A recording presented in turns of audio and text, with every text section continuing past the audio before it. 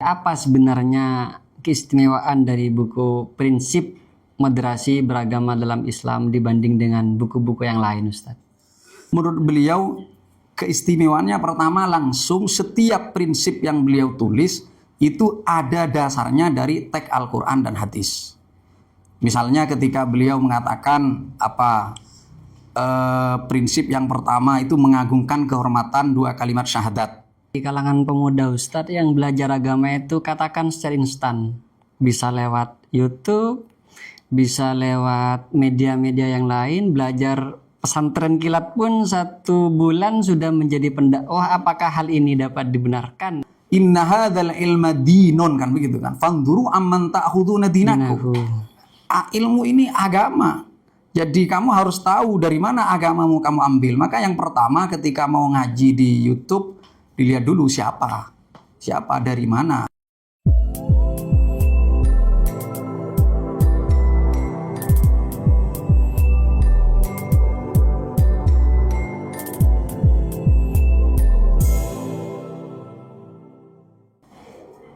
Assalamualaikum warahmatullahi wabarakatuh. Bismillah, alhamdulillah.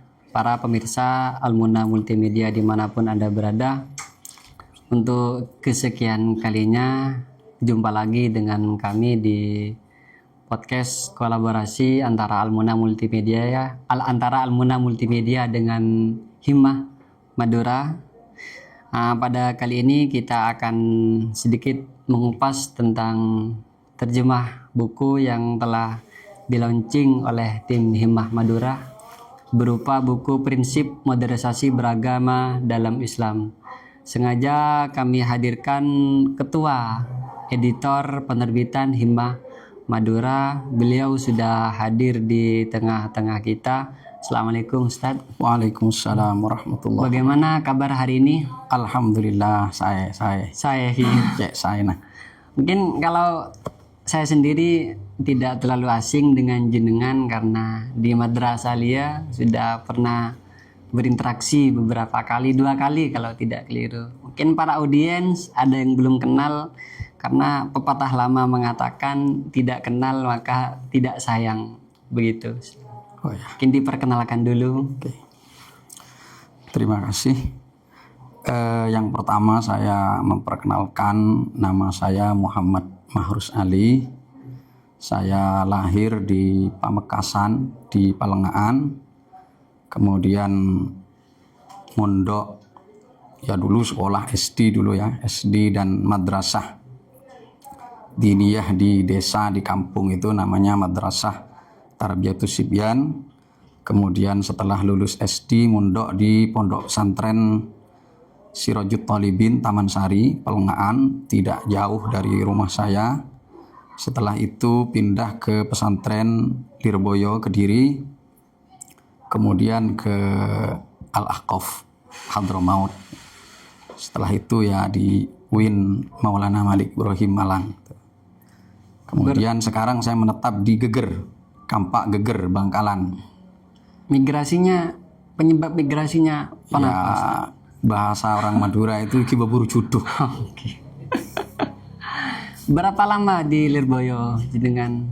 Di Lirboyo sekitar 6,5 tahun. Kalau di Ahqaf itu sendiri? 5 tahun. 5 tahun. Kaitannya dengan salah satu buku yang diterjemah oleh tim atau organisasi Himmah, itu adalah Prinsip Moderasi Beragama dalam Islam. Mungkin perlu kita paparkan terlebih dahulu, kita kenalkan kepada pemirsa tentang profil penulis asli dari buku tersebut. Nah, buku ini asalnya itu dari makalah ya, makalah beliau yang disampaikan pada Muktamar Al-Wasatiyah Asy-Syar'iyyah Madrasah Hadramaut Unmudajan. Jadi ini awalnya adalah makalah yang dihadiri banyak ulama pada saat itu. Mungkin sambil ditunjukkan pada kamera biar audien itu tahu bukunya ini. Jadi ini asalnya adalah makalah yang ditulis oleh beliau guru kami Profesor Habib Abdullah Baharun. Ya, disampaikan di Muktamar Al-Wasatiyah Asy-Syar'iyyah Madrasah Hadramaut Unmudajan, yang saat itu banyak, yang hadir banyak ya, ada dari Inggris, ada dari Syria, Syekh Ramadan Buti, kenal kan Syekh Ramadan Buti itu orang sangat terkenal sekali, ada dari Mesir, dari Indonesia juga ada. Nah, kemudian buku ini kami terjemahkan menjadi prinsip moderasi beragama dalam Islam. Beliau, Profesor Habib Abdullah bin Muhammad Baharun ini belajarnya ya yang banyak di Hadramaut kepada para masyaikh, para habaib di Hadramaut. Kemudian juga pernah ke Mesir juga pernah. Nah, menurut saya beliau ini adalah seorang ulama yang alim alamah. Jadi tidak hanya alim tetapi sudah alamah, bahkan menguasai banyak ilmu. Tetapi memang beliau tidak terlalu terkenal. Tidak terlalu terkenal karena beliau memilih untuk lebih banyak mencetak generasi, mencetak ulama gitu ya. Kealiman beliau ini, kepakaran beliau dalam bidang ilmu ini diketahui oleh orang terbatas, terutama santri-santrinya. Karena saya bisa berkata seperti ini karena saya pernah ngaji beliau. Ketika saya nyampe di sana, pertama itu ngaji Mukhtasar Sahih Bukhari. Mukhtasar Sahih Bukhari, dan dalam tradisi di sana ketika ngaji itu yang baca murid, yang baca santrinya. Guru itu menjelaskan. Kalau istilah Madura itu pesantren-pesantren klasik itu sorogan gitu. Bukan sorogan sesungguhnya ya. Beda metode. Tapi beda metode. Kalau di sini kan kiai membaca, memaknai. Kalau di sana itu santri yang senior biasanya itu disuruh membaca, kemudian nanti syekhnya itu menjelaskan. Nah, di sana saya ngaji waktu itu Mukhtasar Sahih Bukhari. Jadi tampak kepakaran beliau itu adalah ketika menjelaskan hadis-hadis yang ada di dalam Mukhtasar Sahih Bukhari itu. Karena kan beliau tidak megang kitab syarah ya. Bisa menjelaskan itu tanpa melihat kepada syarah itu kan menunjukkan sudah menguasai terhadap isi kitab itu. Sedetail itu. Iya, sedetail itu. Kemudian juga setelah pengajian itu biasanya ada tanya jawab. Ada tanya jawab masalah apa saja itu ditanyakan ke beliau. Saya ingat pada saat itu saya pernah tanya kepada beliau itu, tanya masalah, dan ini menunjukkan bahwa beliau itu menguasai banyak ilmu. Saya tanya waktu itu adalah ini keterangan Syekh Abdul Halim Mahmud. Kenal ya Syekh Abdul Halim Mahmud? Belum kenal. Mungkin Syekh Abdul Halim bisa Mahmud itu lewat Syekhul Azhar ya. Gurunya kalau di Indonesia itu Profesor Quraish Shihab. Jadi kata Pak Quraish Shihab itu di antara yang paling berpengaruh kepada beliau itu adalah dua. Satu Habib Abdul Qadir di Malang, kemudian Syekh Abdul Halim Mahmud di Al Azhar gitu. Nah, itu punya kitab namanya Tafkir Al-Falsafi fil Islam. Di situ beliau membuat statement yang saya ini penuh pertanyaan kepada statement itu. Beliau mengatakan sahabat Muawiyah itu awwalu man syajja'a madhabal jabr. Orang yang pertama kali membuat orang memunculkan madhab Jabariyah. Kan ada madhab Qadariyah, Jabariyah ya dalam teologi. Dalam teologi itu. Itu kata beliau sahabat Muawiyah atau Bani Umayyah itu yang pertama kali syajja'a madhabal jabr. Yang Muawiyah bin Abi Sufyan. Iya, itu sahabat itu. Itu saya tanyakan kepada beliau itu, dan beliau menjawab panjang lebar yang menunjukkan beliau begitu paham terhadap persoalan itu. Tapi yang saya ingat itu ini, beliau mengatakan begini, sahabat Muawiyah itu seperti hajiz, penghalang ya antara kita dan sahabat-sahabat yang lain. Maksudnya beliau begini, mungkin sahabat Muawiyah itu memang ketika konfliknya dengan Sayyidina Ali itu di pihak yang keliru. Tetapi para ulama itu tetap melarang kita untuk berbicara buruk tentang Muawiyah. Di dalam madhab Ahlussunnah ada keterangan wa ma jara bainas sahabi naskutu, kan itu. Konflik terkait peperangan dan konflik di antara sahabat kita diam. Padahal semua ulama mengatakan sahabat Muawiyah yang keliru. Tetapi ulama mengatakan tidak boleh kita berbicara tidak baik tentang sahabat Muawiyah. Kata beliau, sahabat Muawiyah itu seperti hajiz. Artinya kalau kita berani ngata-ngatain sahabat Muawiyah, meskipun sahabat Muawiyah dalam posisi keliru, nanti bisa jadi melebar ke sahabat-sahabat yang lain. Dan saya dalam sekarang ini kan ada polemik banyak ya, polemik nasab macam-macam itu kan berawal dari orang yang katanya kurang baik, tokoh kurang baik, itu dikata-katain, dicaci maki, akhirnya melebar kemana-mana. Saya jadi ingat itu. Nah itu pertama saya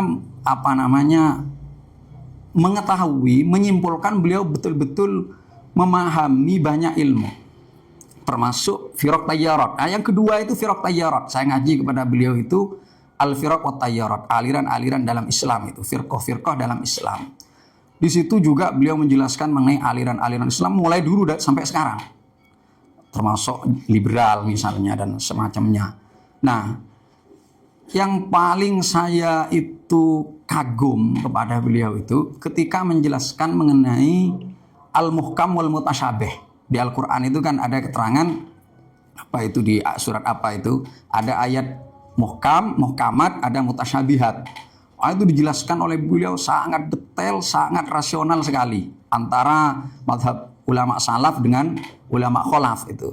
Nah itu saya dari situ kemudian, meskipun beliau itu tidak memiliki karya kitab yang banyak, tetapi saya meyakini beliau itu punya keahlian, punya kepakaran dalam berbagai bidang. Dan memang tidak memiliki kitab yang banyak itu menjadi pilihan, bukan karena tidak bisa gitu. Karena ada ulama itu banyak kitabnya, misalnya kalau yang sekarang ada Syekh Wahab Az-Zuhaili itu banyak sekali ya. Ada yang tidak banyak. Tetapi ada sebagian saya menemukan tulisan seorang ulama bahwa kealiman seorang ulama itu tidak hanya dilihat dari banyaknya karya. Terbukti kemudian Abu Hanifah, Imam Abu Hanifah banyak karyanya ya. Ada ulama, ada yang banyak, misalnya Imam Jalaluddin As-Suyuti. Kalau misalnya penilaian kepakaran ulama itu dari banyaknya karya, maka Imam Jalaluddin As-Suyuti itu lebih banyak karyanya dari Imam Abu Hanifah. Tetapi bukan dari sisi itu. Dan saya melihat beliau ini tidak punya banyak karya, tetapi ketika saya mengaji, mengikuti daurah beliau, saya menyimpulkan bahwa beliau betul-betul menguasai banyak ilmu, termasuk firaq wa tayyarat. Termasuk juga saya belajar kepada beliau itu al-iqtisad al-islami, ekonomi Islam. Jadi dilihat dari ini yang diajarkan beliau ini menunjukkan beliau banyak faham ilmu gitu loh. Menguasai beberapa disiplin ilmu gitu. Karena pertama hadis, kemudian juga ngajar firaq tayyarat, kemudian juga ekonomi Islam. Nah, ini kan menunjukkan beliau ini begitu paham. Karena kalau nggak betul-betul paham nggak mungkin berani. Karena yang diajar di depannya itu adalah mahasiswa kan begitu. Nah itu. Jadi beliau ini menurut saya ya orang alim alama yang menguasai banyak ilmu, hanya saja memang beliau tidak tidak terkenal ya, memilih humul dan lebih memilih untuk konsentrasi di bidang pendidikan, di bidang mencetak generasi yang akan datang, sinaatul rijal gitu ya, bukan sinaatul kutub. Kaitannya di Indonesia itu sendiri, tentunya buku modernisasi beragama itu sudah banyak yang dicetak oleh beberapa kalangan, banyak ditulis oleh beberapa kalangan. Kemudian apa sebenarnya pandangan Himmah Madura sehingga prinsip modernisasi beragama dalam Islam itu perlu diterjemah dan dipahami oleh masyarakat di Indonesia? Oh ya, jadi sebenarnya ini alasan sudah saya sampaikan ketika launching buku ini ya. Kenapa buku ini perlu kita terjemahkan, perlu kami terjemahkan. Oh ya, sebelumnya perlu saya sampaikan ya, yang menerjemahkan buku ini bukan saya, tapi teman saya namanya Saiful Arif. Itu sekarang ada di Bogor ya. Jadi orang Madura tapi sekarang menetap di Bogor, tapi tetap ikut kegiatan-kegiatan Himmah Madura. Tapi memang yang mengusulkan itu saya, yang mengusulkan kepada saudara Saiful Arif untuk menerjemahkan itu saya. Nah, mengapa ini perlu diterjemahkan? Ya yang pertama pertama itu sebagai bentuk khidmah memang kepada guru, sama dengan yang disampaikan oleh banyak teman-teman saya, sebagai bentuk khidmah kepada guru. Karena gini, kalau kita baca sejarah fikih Islam misalnya, maka madhab-madhab itu banyak sekali, ada sampai 90 madhab. Tetapi yang berkembang sekarang ke berbagai negara itu ada 4. Nah, kenapa? Itu diantaranya karena punya banyak murid yang memiliki kepedulian besar terhadap ilmu gurunya. Misalnya Imam Syafi'i punya murid Al-Muzani, Rabi Al-Muradi, itu kemudian disebarkan sampai kemana-mana. Imam Abu Hanifah seperti kata saya tadi, tidak memiliki karya yang banyak, tetapi memiliki murid-murid. Yang murid-murid ini nanti mencatat, kemudian menyebarkan. Dan banyak yang lain. Sementara ada madhab-madhab yang tidak tersebar. Nah, ini karena itu bisa disimpulkan salah satunya penyebab bisa banyak ya. Itu mungkin murid-muridnya kurang begitu semangat untuk menuliskan, menyebarkan. Sebenarnya sekarang sudah banyak ditulis ensiklopedia fikihnya siapa, itu sudah ada. Nah, kita pingin khidmah kepada ilmu guru kami ini untuk tersebar kepada masyarakat, tidak hanya di kalangan masyarakat Arab tapi juga ke kalangan masyarakat di luar Arab termasuk Indonesia, itu dengan menerjemahkan ini. Kemudian yang kedua, ya meskipun sudah banyak buku tentang moderasi beragama, tetapi tentu kan ada keistimewaan di dalam buku ini yang perlu disampaikan kepada masyarakat kita di Indonesia, sehingga kita bisa memberi sumbangan pandangan terkait tema moderasi beragama itu bagaimana. Ada banyak yang nulis moderasi beragama, ada banyak. Tapi kita ingin memberikan sumbangan dari perspektif guru kami tentang moderasi beragama itu. Kemudian kalau kita lebih masuk ke dalam buku moderasi beragama ini, apa sebenarnya inti yang disampaikan dalam moderasi beragama ini? Ya, begini ya. Jadi kalau kita mengikuti diskusi-diskusi mengenai moderasi beragama itu, saya lihat itu banyak yang fokus kepada masalah-masalah juz'iyat, masalah-masalah interaksi antara orang Islam dengan non-Muslim, kemudian dengan kelompok-kelompok lain. Itu biasanya di seputar itu, gitu loh. Nah, tetapi karya beliau itu tidak hanya sebatas itu. Kemudian juga saya melihat kadang kalau sebagian teman itu ya mempersempit moderasi beragama itu kepada persoalan misalnya kalau nggak mau mengucapkan ucapan selamat Natal maka berarti nggak moderat dan begitu kan. Kalau mengucapkan moderat, nah, ada yang sebagian itu ada, dan contoh-contoh parsial masalah-masalah itu. Jadi maka buku ini kita hadirkan untuk menjelaskan bahwa moderasi beragama itu tidak sesempit itu. Kemudian juga perlu saya sampaikan, kadang juga orang menulis moderasi beragama itu ditujukan kepada kelompok yang dinilai radikal. Padahal mestinya tidak hanya kepada yang radikal, tapi juga kepada yang liberal. Namanya moderat itu kan sikap pertengahan antara radikal, antara liberal.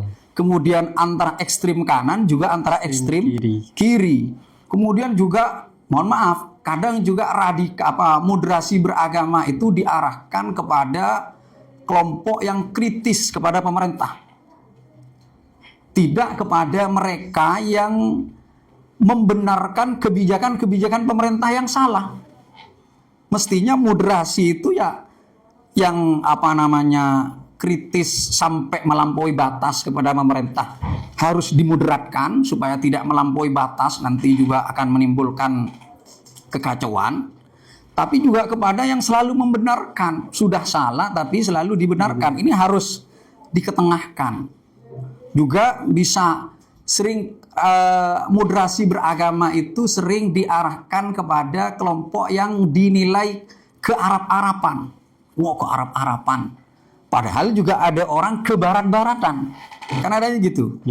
Nah, kemudian juga kadang diarahkan kepada kelompok yang dianggap tidak toleran, tidak santun kepada non-muslim. Nah, tidak kepada mereka yang tidak santun kepada saudara Islamnya sendiri. Maka hadirnya buku ini hendak menyampaikan bahwa moderasi beragama itu adalah ditujukan kepada semua itu, semua yang berlebihan itu, yang berlebihan atau yang teledor, yang radikal atau yang liberal, yang yang kritis kepada pemerintah secara berlebihan sehingga dikhawatirkan timbul kekacauan, atau yang selalu mendukung meski keliru, atau yang lainnya itu harus dimoderatkan semua. Nah, maka buku ini hadir untuk ditujukan kepada mereka agar kita kembali kepada prinsip Islam itu sendiri, yaitu wa kadzalika ja'alnakum ummatan wasatan litakunu syuhada 'alan nas. Itu. Bahkan kalau kita telah lagi fenomena di negara kita itu sendiri, banyak yang sedikit-sedikit kafir, mengucapkan selamat Natal, kafir begini, kafir. Apakah hal ini dalam moderasi beragama dapat dibenarkan? Oh, itu termasuk yang disinggung di sini. Jadi termasuk beliau di sini di dalam buku ini, yang pertama yang ditekankan itu adalah memang oleh beliau persatuan umat Islam. Nah, persatuan umat Islam ini kata beliau ada pondasinya, ada penyakitnya. Pondasinya itu apa? Mengagungkan kehormatan dua kalimat syahadat. Jadi kalau orang sudah masuk Islam, maka tidak boleh kita kafirkan kecuali dia yakin melakukan perkara yang mengeluarkan dari Islam. Sehingga saya singgung yang ada sebagian orang itu yang menuduh misalnya kitab Sulamut Taufik. Saya singgung kitab Sulamut Taufik itu kan ada bab riddah di sana ya. Sering dijadikan rujukan. Iya, dijadikan rujukan untuk mengatakan murtad. Itu kan juga karya ulama Hadramaut itu ya. Tapi itu kitab termasuk salah satu kitab yang paling viral di Indonesia itu sebenarnya. Di semua madrasah ada itu. Nah, tapi ada bab di sana yang sering disalahpahami, yaitu bab riddah. Bab riddah akhirnya memurtadkan orang. Itu saya kira karena kekurang pahaman terhadap penjelasan kitab itu. Misalnya kalau kita lihat di dalam Sulamut Taufik misalnya, jahidul mujma' alaih al-ma'lum minad dini bid-darurah, itu kafir misalnya. Betul, jahidul mujma' alaih itu al-ma'lum minad dini itu kafir, betul. Tetapi tidak kemudian bisa keterangan ini bisa kita pakai untuk secara gampang untuk mengkafirkan orang. Tidak gampang harus dicomot-comot gitu. Iya, karena begini. Ada konsepnya. Iya, ada konsepnya. Pertama, kita harus melihat persoalan itu memang mujma' alaih al-ma'lum minad dini bid-darurah atau tidak. Karena ada rinciannya. Kalau ngaji Jam'ul Jawami misalnya atau Lubul Wusul itu ijma' itu kan dibagi. Ada al-mujma' alaih al-ma'lum minad dini bid-darurah. Ada al-mujma' alaih al-masyhur bainan nas. Al-mujma' alaih alladzi la ya'rifu ilal khas. Itu orang yang ingkar itu beda-beda hukumnya. Kalau yang maklum minad dini bid-darurah itu kafir. Kalau masyhur bainan nas itu khilaf. Kalau la ya'rifu al-mujma' allati la ya'rifu ilal khas itu tidak menyebabkan kufur. Nah, tapi ketika al-ma'lum minad dini bid-darurah pun itu tidak kemudian bisa kita pakai langsung mengkafirkan. Kenapa? Karena ada juga ulama yang menurut saya itu juga bagus untuk kita baca kitab-kitabnya. Syekh Syarif Hatim Al-Auni itu punya kitab Takfiru Ahli Syahadatain. Kemudian ada banyak kitabnya. Di situ beliau menjelaskan bahwa ketika ada orang ingkar kepada puasa misalnya, itu tidak merta-merta kita katakan dia kafir, harus diteliti dulu. Ingkar dalam artian ingkar terhadap kewajiban puasa. Iya, gitu. Ingkar kewajiban puasa, ingkar kewajiban sholat, ingkar keharaman khomer misalnya. Ini kan masuk dalam apa yang al-ma'lum minad dini bid-darurah. Tetapi ternyata kata beliau bukan berarti kemudian ketika ada orang seperti itu langsung kita kafirkan, enggak. Karena al-ma'lum minad dini bid-darurah itu bisa berbeda-beda menurut beliau dari satu zaman ke zaman yang lain. Bisa jadi orang itu memang tidak tahu atau memang mentakwil. Jadi beliau itu menjelaskan ada orang ingkar itu karena tidak tahu, beliau sebut ini jahil basit. Ada karena dia mentakwil. Beliau katakan ini keliru dan disebut jahil murakkab. Tapi ini bisa menjadi alasan untuk tidak dikafirkan. Karena pada masa sahabat itu ada orang ingkar kepada al-ma'lum minad dini bid-darurah itu, tapi tidak dihukumi kafir. Diperangi tapi tidak dihukumi kafir. Gitu loh. Maka kata beliau nggak segampang itu mengkafirkan. Termasuk Imam Ghazali juga ya di dalam Faisalut Tafriqah itu mengatakan takfir dan menghukumi kafir itu bukan sembarang orang yang bisa melakukan. Misalnya hanya orang ingkar kalau Wahabi misalnya Salafi Wahabi itu kan mengkafirkan kepada kelompok Asy'ariyah sebagian karena dianggap misalnya taktil karena mereka mentakwil. Nah, itu Imam Ghazali menjelaskan nggak begitu.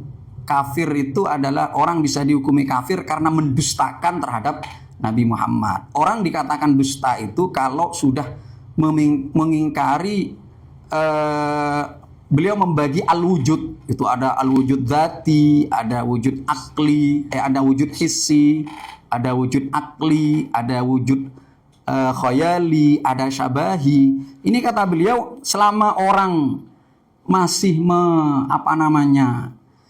nggak keluar dari wujud ini dan dia melakukan takwil dari wujud dzati ke akli dan berdasarkan dalil-dalil yang benar, nggak bisa untuk kita kafirkan gitu.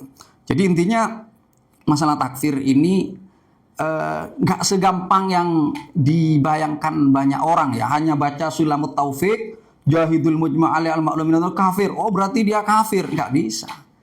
Apalagi belum lagi ya. Kalau kita melihat ijma itu selain yang tadi saya sampaikan al-ma'lum minad dini bid-darurah al-masyhur bainan nas al-tilaimal al-khas, itu juga ada pembagian misalnya al-ijma ba'da istiqraril khilaf. Jadi asalnya itu khilaf kemudian jadi ijma. Asalnya itu memang tidak pernah khilaf dan memang ijma sejak awal itu ada perbedaan. Makanya kemudian ada ulama itu dikatakan mukhalif lil mujma'. Tapi setelah diteliti, bukan mukhalif bil mujma', karena ini masalah ini sesungguhnya adalah sesuatu yang pernah khilaf, tapi kemudian di satu zaman ulama jadi mujma' alaih. Nah, ini kan khilaf juga ini. Al-ijma' ba'da istiqraril khilaf itu sah sebagai ijma' atau tidak? Ini juga masih diperselisihkan oleh para ulama. Karenanya saya ya kepada para pemirsa ya untuk berhati-hati. Jangan gampang sedikit-sedikit kafir. Sedikit-sedikit kafir, sedikit-sedikit sesat. Itu jangan. Harus ada proses dan kajian yang lebih panjang tentunya. Iya. Kemudian kalau kita lihat kembali apa sebenarnya keistimewaan dari buku Prinsip Moderasi Beragama dalam Islam dibanding dengan buku-buku yang lain, Ustaz? Oh ya, tadi sebenarnya kan sudah sebagian sudah saya singgung ya. Ya, yang pertama begini, ketika beliau ini melihat bahwa istilah moderasi itu pengertiannya masih mutorib, masih membingungkan, sehingga menjadi klaim setiap kelompoknya mengaku sebagai paling moderat, yang lain tidak. Nah, maka beliau di sini menghadirkan moderasi beragama yang menurut beliau keistimewaannya pertama langsung setiap prinsip yang beliau tulis itu ada dasarnya dari teks Al-Quran dan hadis. Misalnya ketika beliau mengatakan prinsip yang pertama itu mengagungkan kehormatan dua kalimat syahadat, maka beliau ini jelaskan hadis ayat-ayatnya, kemudian hadis-hadisnya. Kemudian juga di yang kedua itu misalnya Beliau mengatakan prinsip moderasi beragama itu adalah meninggalkan perkara yang tidak bermanfaat. Beliau sampaikan dari rujukannya dari Al-Quran dan hadis. Jadi bisa dibilang ini bisa dipertanggungjawabkan betul, karena setiap prinsip, setiap statement yang beliau sampaikan di sini itu selalu ada dasarnya, selalu beliau menyimpulkan hadisnya, dan hadis-hadis yang valid, bukan hadis-hadis yang dhaif apalagi maudhu. Kemudian meskipun misalnya dhaif menurut sebagian, tetapi masih bisa untuk dijadikan sebagai pijakan, itu yang pertama. Kemudian yang kedua, keistimewaannya seperti juga saya sampaikan tadi sebenarnya, bahwa moderasi beragama yang disampaikan oleh beliau di sini bisa dipakai tidak hanya terkait dengan masalah hubungan orang Islam dengan non-Islam atau hubungan orang Islam dengan kelompok lain, tetapi juga dalam setiap kehidupan kita ini, perjalanan kehidupan kita, mulai dari berbicara, mulai dari makan minum sampai sampai tidur lagi, dari tidur ke tidur lagi, itu prinsipnya sudah disebutkan di sini. Misalnya beliau terakhir itu menyebutkan prinsip moderasi beragama itu adalah proporsional. Lalu beliau membagi ada proporsional di dalam beribadah, proporsional di dalam bekerja, proporsional di dalam berbeda pendapat. Itu juga ada di sini. Jadi kata beliau, di dalam beribadah harus proporsional. Kalau misalnya kita satu malam gak tidur, tahajud terus, kalau siang puasa terus, sampai badan kurus, nggak baik juga ya. Nggak baik juga. Nah itu namanya, ini harus dimoderatkan. Nah, dijelaskan oleh beliau, diproporsional di dalam ibadah. Ada proporsional di dalam bekerja, nyari duit, ya juga harus proporsional. Jangan kemudian sehari semalam nyari duit terus sampai lupa ibadah, misalnya sampai lupa sholat kewajiban. Ini nggak benar juga. Dan memang ada hadisnya kan, Nabi mengatakan bukan orang yang terbaik orang yang meninggalkan akhirat demi usaha dunia. Sebaliknya juga nggak baik orang di masjid terus, sholat terus, nggak pernah mau kerja, sehingga kemudian menjadi beban bagi keluarga, kan sudah ada. Jadi ini juga harus, kata beliau, bekerja harus proporsional. Kemudian juga proporsional di dalam berbeda pendapat. Nah, ini saya kira yang juga relevan sekarang ini. Sekarang ini orang berbeda pendapat itu sampai melampaui batas ya. Sampai mencaci maki, sampai membuka aib. Nah, itu kan sudah melampaui batas. Maka kata beliau di sini juga harus proporsional. Jadi intinya yang kedua, buku ini memuat prinsip-prinsip yang bisa kita pakai dalam segala hal. Dalam segala hal. Karena memang yang disebutkan di sini adalah prinsip-prinsipnya, prinsip-prinsip umum, kemudian dikasih dasar sehingga kita dari prinsip-prinsip ini bisa memakai kalau kita misalnya berbicara begini, ini tepat apa tidak, sesuai dengan prinsip moderasi beragama apa tidak. Itu saya kira keistimewaan dari buku ini. Terakhir Ustadz, untuk pemirsa mungkin perlu diberi pesan atau kesan bagaimana kita itu beragama tidak ekstrim kanan juga tidak ekstrim kiri, sehingga kita dalam beragama itu mempunyai prinsip moderasi. Begitu. Ya tentu untuk bisa menjadi orang yang moderat ya, moderat sesuai pengertiannya yang tepat tentu saja. Dan itu harus selalu ngaji. Kuncinya. Harus tidak berhenti mengaji. Ngaji dulu. Karena kalau tidak mengaji, berhenti, ya bagaimana bisa mengetahui ajaran Islam itu yang benar? Maka saya itu meskipun hidup dengan masyarakat awam ya, tapi saya mengadakan pengajian dengan masyarakat. Saya katakan bahwa mengaji itu tidak ada batasnya. Mengaji itu bukan kemudian kalau sudah lulus sekolah kemudian berhenti mengaji, tidak. Maka saya adakan pengajian ini kepada sampean semua juga diniati sampean tetap thalabul ilmi. Karena thalabul ilmi itu minal mahdi ilal lahdi kan gitu kan. Kemudian juga ada dauhnya siapa itu disebutkan oleh Hadratus Syekh Hasyim Asy'ari di dalam Adabul Alim wal Muta'allim itu. Jadi orang itu la yazalul rajulu aliman madama yata'allam itu. Orang itu dikatakan alim selama dia masih mau belajar. Ketika dia berhenti belajar, maka pada saat itulah dia dalam kondisi paling bodohnya.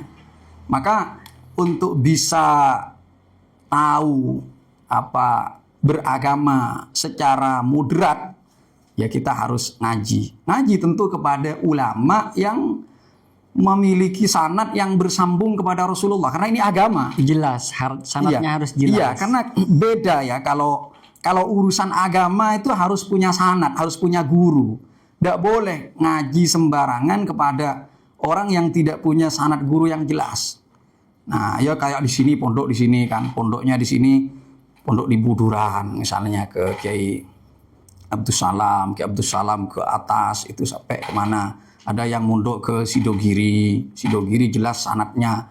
Juga ada yang ke Hadramaut, di Hadramaut juga sanadnya jelas. Sehingga apa yang kita yakini sebagai agama ini betul-betul memang ajaran agama betul gitu loh, bukan kok dugaan kita saja, karena ini memiliki sanad yang bersambung kepada Rasulullah SAW. Dan ini yang keistimewaan Islam sesungguhnya, sanad itu. Kalau kita amati sekarang itu banyak di kalangan pemuda Ustadz yang belajar agama itu katakan secara instan, bisa lewat YouTube, bisa lewat media-media yang lain. Belajar pesantren kilat pun 1 bulan sudah menjadi pendakwah. Apakah hal ini dapat dibenarkan dalam pandangan agama? Kalau masalah dibenarkan atau tidaknya lo ngaji. Yang penting satu, lihat dulu yang ngaji itu siapa. Harus ngerti dulu, karena inna hadzal ilma dinun kan begitu kan. Fanduru amman ta'khuduna dinakum. Ilmu ini agama. Jadi kamu harus tahu dari mana agamamu kamu ambil. Maka yang pertama ketika mau ngaji di YouTube, dilihat dulu siapa dari mana. Nah kalau nggak tahu, ya tanya ke ustadz di sekitarnya yang ngerti, kayak Ustadz Lora Faurok. Ini kan sudah ngerti, sudah kenal ulama Syria, ulama Mekah, ulama Yaman, ulama Mesir yang layak untuk didengarkan pengajiannya di YouTube. Jadi harus tanya. Kalau langsung denger, jangan-jangan keliru, karena saya punya cerita dan bisa dijadikan pelajaran oleh pemirsa ini. Jadi ada orang kerja ke Jakarta, bukan nyari ilmu, tapi kerja sesungguhnya. Tapi dia ini orang yang baik sebenarnya, dia suka ke masjid. Tapi sayang dia salah masjid. salah masjid. Masuk ke masjid yang isinya pengajiannya itu tiap hari peringatan Maulid Nabi itu sesat, tahlilan itu sesat, kirim Fatihah itu nggak nyampe. Akhirnya masuk itu yang didengarkan di Jakarta di masjid itu, pulang ke Madura. Setelah pulang ke Madura, semua amaliyah tradisi yang ada di masyarakatnya itu dia bilang sesat. Karena dia mendengarkan itu, keliru masuk masjid itu.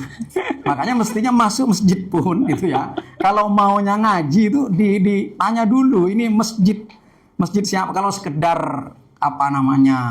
mau sholat ya gak apa-apa. Tapi kalau sudah ngaji dilihat dulu. Jadi itu yang pertama. Yang kedua, dan itu harus diketahui bukan pokok. Artinya jangan sampai merasa cukup dengan itu. Jangan seperti, mohon maaf, sekarang kan ada artis misalnya ya, mohon maaf kepada para artis mohon maaf, ada artis taubat, kemudian langsung jadi pendakwah. Nah ini menurut saya terlalu meloncat ya. Mestinya itu taubat lalu ngaji dulu, baru kemudian menjadi pendakwah sampai alim gitu. Sampai alim. Atau misalnya tidak sampai alim pun, itu kalau misalnya mau menyampaikan suatu masalah, ya yang tidak butuh yang dohir saja, misalnya sholat, tidak apa-apa. Karena itu kalau mendorong orang untuk sholat, dasarnya wa aqimus sholat atau hadis-hadis yang anjam, tidak apa-apa. Tapi kalau sudah masuk ke dalam misalnya hukum, memberikan fatwa hukum, nah ini tidak boleh. Dan di sini dijelaskan juga oleh beliau Dalam buku ini prinsip moderasi beragama, di prinsip yang kedua itu beliau ketika menjelaskan prinsip meninggalkan perkara yang tidak manfaat atau yang tidak penting. Ketika menguraikan itu beliau mengatakan termasuk itu adalah kita ikut terlibat atau komentar di dalam hal yang bukan keahlian kita. Itu termasuk bertentangan dengan prinsip meninggalkan perkara yang tidak manfaat. Kemudian beliau di sini juga membagi urusan agama, urusan dunia. Kalau urusan dunia itu kata beliau bisa berdasarkan tajribah, kepada pengalaman. Oh, berdasarkan pengalaman ini bermanfaat, oh bisa dilanjutkan. Berdasarkan pengalaman ini tidak bermanfaat, oh tidak usah dilanjutkan. Itu kalau urusan dunia. Kalau urusan agama itu kan macam-macam, ada urusan peradilan, ada fatwa, ada urusan Quran dan semacamnya. Ini semua boleh berbicara masalah ini adalah orang-orang yang memang betul-betul punya keahlian. Kalau tidak punya keahlian kemudian masuk ke situ, berarti bertentangan dengan prinsip moderasi beragama yang kedua, itu adalah meninggalkan perkara yang tidak penting. Kemudian sekarang juga fenomena yang sering ditanyakan oleh para pemirsa di luar sana. Dalam pendidikan sanad itu tentu sangat penting sekali. Sekarang banyak sekali di pesantren-pesantren itu mengadakan kajian lewat online. Apakah semisal si A fulan itu mengikuti kajiannya, metode pengambilan sanadnya itu dapat diterima nyambung atau bagaimana? Sanad lewat medsos, begitu. Ya begini ya, kalau menurut saya yang penting itu ngaji betulan dari syekh itu, maka ya bisa saja sanadnya bisa misalnya tetapi tidak bisa dikatakan sama gitu lah. Tentu berbeda antara ketika kita ngaji langsung melihat ulamanya dengan kita misalnya kiainya di Mesir kemudian orangnya di Indonesia. Itu tentu saja berbeda. Tetapi pengajian seperti ini baik diikuti dan kemudian kita bisa mengaku pernah ngaji kepada Syekh Ali Jum'ah, misalnya Sahih Bukhari, kemudian kita dengerin betul-betul tapi ya serius, bukan sambil tidur-tidur gak jelas kemudian sudah ngaku pernah ngaji kepada Syekh Ali Jum'ah ya.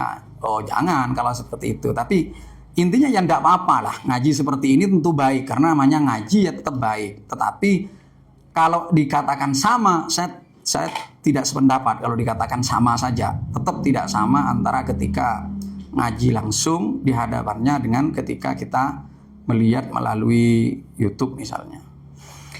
Terima kasih Ustadz, penjelasan yang begitu gamblang dan jelas, dan tentunya ini menjadi pengetahuan, menjadi tambahan ilmu bagi kita semua khususnya, dan juga bagi para pemirsa Al-Muna Multimedia di kanal YouTube dan sosial media yang lainnya. Para pemirsa Al-Muna Multimedia dimanapun Anda berada, terakhir dari kami sangat wajar dan selayaknya kita harus mempunyai buku prinsip moderasi beragama dalam Islam yang telah disusun, yang telah diterjemah oleh para tim Himmah Madura. Maka ke depan Himmah Madura akan terus memberi sumbangsih untuk pendidikan khususnya dalam media cetak begitu. Karena info yang kami terima juga sekarang ada yang dalam proses penggarapan, kita doakan bersama-sama. Semoga proses dan perjuangannya dimudahkan oleh Allah Subhanahu wa taala. Akhir dari kami, ihdinas siratal mustaqim. Assalamualaikum warahmatullahi wabarakatuh. Waalaikumsalam warahmatullahi wabarakatuh.